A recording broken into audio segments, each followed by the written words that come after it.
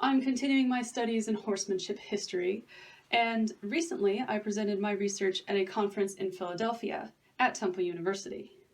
The topic was a lesser-known dragoon unit who fought for the British in 1782. Enjoy. I'm a master's student with a background in horse training and an academic interest in cavalry history, and I will be speaking about a lesser-known troop who fought in the American Revolution. The role cavalry played throughout both sides of the American Revolution is often overshadowed by the many artillery engagements of the war. Our Revolution was, in fact, a conflict where the cavalry was perhaps less prominent than in European wars, where vast battlefields accommodated whole armies of mounted warriors charging at one another. But despite this, it is impossible to imagine the war without essential horsemen. That is, men who became famous while doing so in the saddle. I'll be focusing in on the colony of South Carolina while it was under British control. It was a strategic location for the Southern Campaign. It was also, as fate would have it, where a notable dragoon unit served the war effort, some of whom were riders that, from our 21st century point of view, came from the most unlikely of people. Some of them were 50 escaped people who were slaves, who ran to the British line and became known as the independent troop of Black Dragoons, later called Thompson's Black Dragoons. Now, because of the topic of this study, my research will mostly take place from the British perspective. Just a little word of warning. This is not to say there was not another side of the story, which there certainly was, that was the Patriots side. But in staying true here to the men I am studying, I will endeavor to explain it from their point of view, no matter how disreputable their efforts might have been. Now, in the South, most men and women of the colonies were exposed to horsemanship on a daily basis. This set the scene for all the players of the study. Being superb horsemen themselves, Southern patriots had some very polished equestrians. John Redmond, for instance, was a mounted trooper of the 1st Continental Light Dragoons. Benjamin Talmadge served as major for the 2nd Continental Light Dragoons, whose spy work is said to have impacted the war's outcome. Wentworth Cheswell enlisted in Langdon's company of light horse. He was also the first archaeologist in New Hampshire and black mare in the country, who also rode like Paul Revere on the Midnight Ride to warn Americans the British are coming. And of course, George Washington, who was often praised for his horsemanship and accompanied by other excellent equestrians, William Lee being one of them. He was by Washington's side throughout the war and even saved the general's life multiple times throughout, all while on horseback. These were extremely talented riders, and there were a lot of them. So in short, the men of the King's American Dragoons, and thereby the Black Dragoons, came from the same background, making them the most befitting adversaries against our Patriot forebears. In their previous lives, the Black Dragoons may have been stable hands, horse trainers, or fox hunters, or they could have been jockeys participating in the most popular American sport, horse racing. This said mounted unit started in New York, where a group of Continental-owned runaways united to form fighting units. They were dubbed the Black Pioneers. They all answered the call to freedom which the British famously promised in return for taking up arms against their former masters. The same can be said when this was reversed, as Patriots promised Loyalist-owned slaves their freedom in the same manner. Regardless, they moved south to fight various battles in the Carolina Low Country. Several were left to defend the city of Charleston in South Carolina.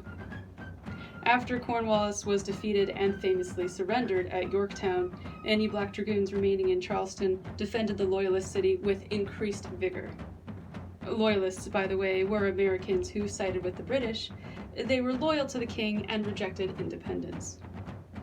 Brigadier General Alexander Leslie was ordered to take Cornwallis's place of command after Yorktown, with explicit orders to protect Charleston. Colonel James Moncrief, who led the Black Pioneers, went with Leslie. And Leslie knew that if his men had any chance against their Franco-American enemies, they would need increased mobile forces, since it was a lack of mobile forces that, they decided, made them lose their battle in the South.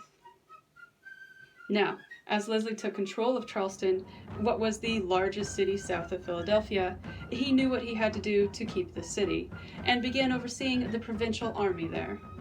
He feared for the soldiers and refugees he had now gained under his command. As the days dragged on, Leslie evaluated his military strength, but recognized he had a problem. British soldiers were being either lost, killed, or taken prisoner on a near-daily basis. This left a significant gap in their numbers. The want for good cavalry was increasing each day. The Colonial Office at Whitehall, in England, were formulating plans to make a new dragoon unit, one that would serve in the States and offer some hope of success in the now losing war. All that was needed was to form such a regiment. Now, Benjamin Thompson had quite a remarkable life, and there have been many histories written about him. To put this forward, he was in the story with the independent Black Riders rather briefly, but was very key to the story. Thompson clearly felt well equipped to be a leader for this purpose, and he stepped forward to offer himself. Formulating this idea of raising cavalry, he requested to raise and command the corps himself with the rank of lieutenant colonel. It was decided that the regiment was to be named the King's American Dragoons. An important note then, this troop was unique in that their formation was solicited in England rather than the normal chain of command, which typically took place in America. Food for thought. As it was too good an opportunity to pass, Leslie gave Thompson, and I quote, "command of the Loyalist Dragoons in the province," and he would use them to form his King's American Dragoons. The first step was then taken, and needless to say, Thompson's objective was underway. The regiment was organized into 6 troops, with light artillery attached to it. Not all of the men were to be mounted soldiers, but focusing on the cavalry troops themselves, the Riders of South Carolina became the most prominent. Next in line was to dress them. At the start of Thompson's venture, the new lieutenant colonel arranged for complete uniforms, accoutrements, colors, and even light artillery to be supplied for his new corps. These dragoons' uniforms were red short coats with blue facings, variety lace, and helmeted caps, otherwise known as hard hats today. Thompson departed England with these fancy uniforms in tow. The descriptions of these uniforms may imply that these dragoons were intended to be very fancy, maybe even the sharpest dressed soldiers on the continent. Now, the men needed speed and control over their horses in various terrain and in all manner of situations. Light horsemen were helpful in spy work also, so the troop needed to learn stealth and agility. This would help them stay alive in the unforgivable backcountry. Ideally, skills in fencing were also preferred, as this gave riders prowess with a saber should they ever engage in melee. The horses themselves were included in this training, of course, as the 4-legged soldiers also needed this specialized education. With the short time that he had, Thompson would have made his men spend hours on horseback doing such exercises, probably giving them confidence in the process. Up to this point, South Carolina had a gruesome history of guerrilla warfare all its own. Patriots, Loyalists, and a mix of backcountry scoundrels were at each other's throats. It was a very dangerous state to be in, and with years of enduring Banastre Tarleton's literal cutthroat tactics against the locals, furious Carolinians turned their hatred to the British Army. Thompson would apply what field cavalry techniques he could in order to ensure his men not only met provincial standards, but would also survive. The effort he put in was apparently tremendous. During the month of January of 1782, the King's American Dragoons, which included the 30 to 50 independent Black Riders, progressed fast with their skills and utilized them in a very important way in a very short time. Over the course of a month, the Dragoons were ready to enact what they learned, ably demonstrating their ability as traditional horse soldiers of the Empire. The first great movement Thompson made was taking his force on a roundabout 40-mile raid, which reached as far inland as the town of Dorchester. Thompson was keen to put his men's hard work into practice. At one point, his forces came across a Patriot outpost of 5 men. The Dragoons quickly overpowered them. Patriots that were not killed were captured, while Thompson's men lost nothing and no one. During their official maneuvers, the Black Dragoons were often led by a British officer. When on their own, the Dragoons were mostly a large raiding party. Both Continental cavalry and infantry learned to fear them. Even simple Patriot partisans who roamed the Low Country had to be careful. Regarding tactics, during the raids around Dorchester, the Black Dragoons formed the rear guard of Thompson's main force.